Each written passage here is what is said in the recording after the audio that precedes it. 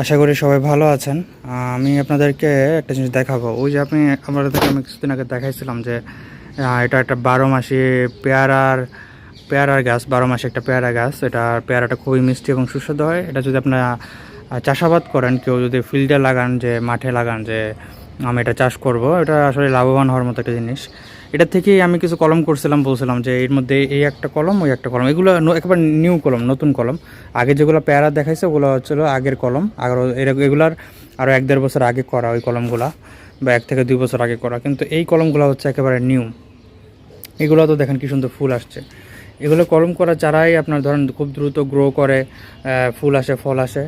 এই দেখেন, এগুলো তো ওই যে এই পাশে ফুল আসছে, এটাতে আরও বেশি আসছে। আমি যদি এটা দেখাই, দেখেন সামান্য একটা বালতিতে লাগানো। হ্যাঁ, এটাও কিন্তু মরা মরা আসছিল কিছুদিন আগে। এই যে এখন ফল ফুল আসে, মাশাআল্লাহ কি সুন্দর হয়েছে দেখেন। হ্যাঁ, এগুলো এই যে দেখেন।